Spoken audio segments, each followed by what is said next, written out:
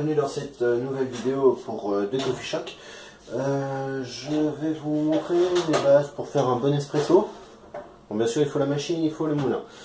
C'est de base. Après il va nous falloir du café fraîchement torréfié. J'ai choisi un Malabar qui est un café moussonné. Voilà. Qui a été torréfié la semaine dernière. Soit dit en passant.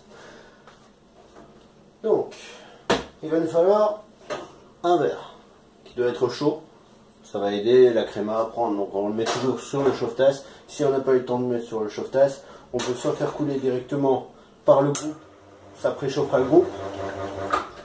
Sinon, plus radical, on va avoir la lance à eau chaude.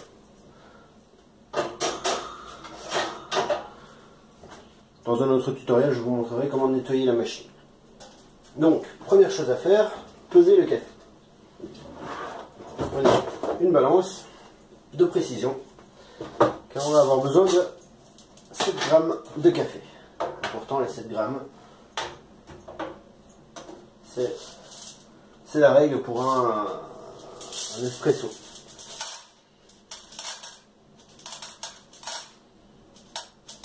Là, en général, j'en mets un petit peu plus.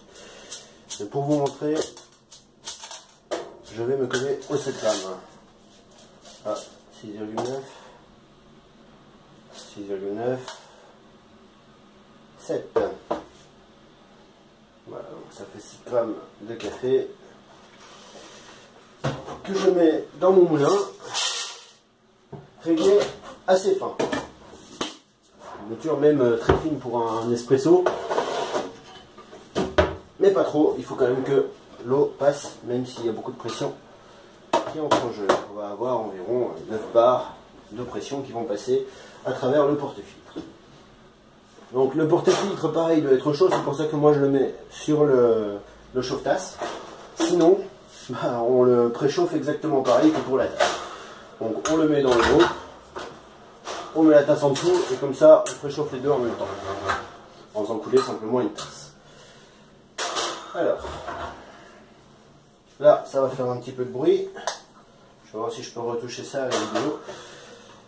Donc ce que je fais avec ce genre de moulin, on va avoir un problème déjà. On va avoir les grains qui coincent. C'est un très bon moulin, ceci dit. On va avoir les grains qui coincent sur les rebords, donc je les mets pour être sûr de ne pas avoir de grains résiduels pour la prochaine tournée. Donc ça c'est si vous voulez faire qu'une seule tasse. Après si vous en voulez plus pour les collectivités, etc. Voilà, il n'y aura pas ce genre de problème.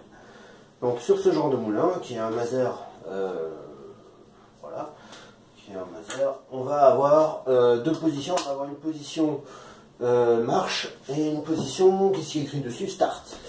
Donc la position start sert, je vais vous montrer. Donc on va avoir la position marche qui est le 1 et le start qui est juste après. Donc voilà la lumière, la diode. Donc la position 1 va nous servir à allumer la machine. La position start à lancer le broyage. Seulement moi je récupère d'abord les résidus. Donc ce que je fais, je mets le couvercle du doseur par dessous, je tire des cafés et avec ce type de moulin, puisqu'on est en position marche, au bout d'un certain nombre de prises, en général une dizaine, le moulin se met en route de lui-même. Là, quand il est encore jeu, ça ce sont les anciens cafés et on est débarrassé de la poussière d'ancien café qui a pu s'oxyder en temps. Bien sûr, ça ne dispense pas de nettoyer le moulin. Pour information, personnellement, je nettoie le moulin, je nettoie la machine entièrement, une fois toutes les 2 semaines, et toutes les semaines je fais un nettoyage rapide. Voilà. C'est indispensable d'avoir du matériel propre pour effectuer un bon espresso. Sinon, vous n'y arriverez pas. Donc, une fois le broyage terminé, on prend le porte-filtre qui est donc chaud, qui est sec, c'est important, sinon la mouture va coller. On récupère la mouture. Et donc, ce que je vous disais, la mouture doit être assez fine pour que quand on tapote, il y ait des petits résidus uniquement sur les doigts. Voilà. On n'a peut-être pas vu à la vidéo. Voilà, donc là il y a quelques petits résidus. Je ne sais pas si c'est clair. Voilà. J'uniformise la mouture, histoire d'en avoir partout.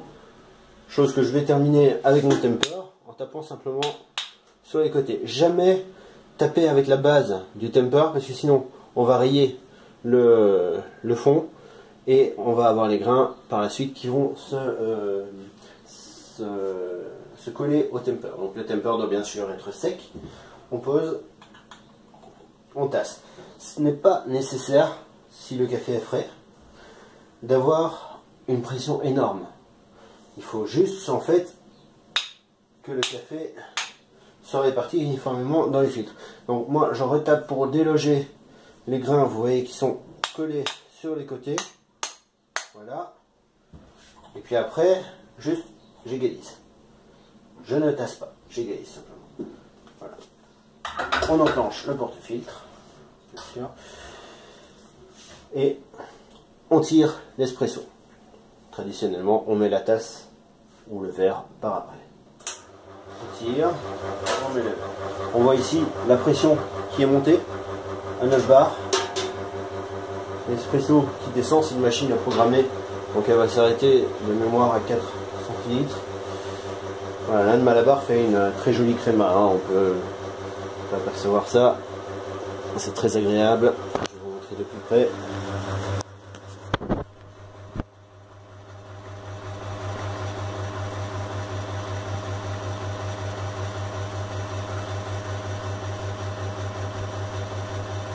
Je pense que j'ai mis un peu plus de 4 centilitres. Voilà, donc un espresso bien réussi. C'est un espresso qui est fait avec amour. Ensuite, on a ce petit objet. Donc, ce petit objet que j'ai fait maison, vous voyez, dans des tuyaux, bien nettoyés bien sûr. C'est assez simple à faire, je vous montrerai si vous voulez. J'aurais pu faire un fond plat. Je l'ai fait pour mon père d'ailleurs. Et donc ça va permettre de récupérer la galette de café qui est là. Donc ici il y a un peu beaucoup de café, donc la galette va pas être tout à fait sèche, mais normalement, un peu beaucoup d'eau, mais normalement pour un espresso perfetto, donc 3 centilitres ou 4 centilitres, on aurait une galette sèche. Donc on nettoie le fond du verre, ça se présente toujours sur un plateau, c'est plus agréable, avec des petites gougouilles comme on dit chez moi, ou des chocolats, des accompagnements du moins. Donc voilà, on tape simplement le porte-filtre sur la knockbox. Ça se vend aussi la knockbox, si vous n'êtes pas bricoleur du tout. Voilà.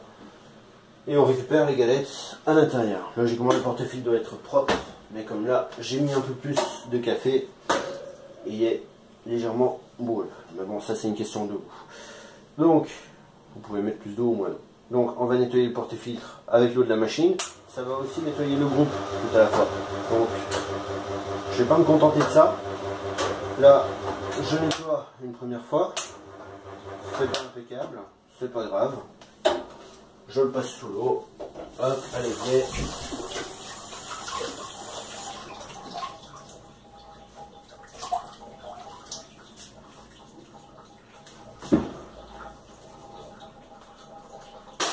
Voilà, ça suffit si vous faites des cafés toutes les 2 heures comme moi, ou toutes les heures.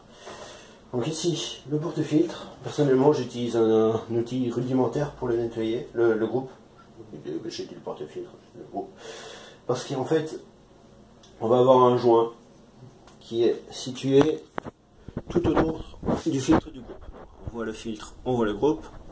Donc l'eau s'écoule par, je vais montrer comme ça, par les micro-trous qui sont ici.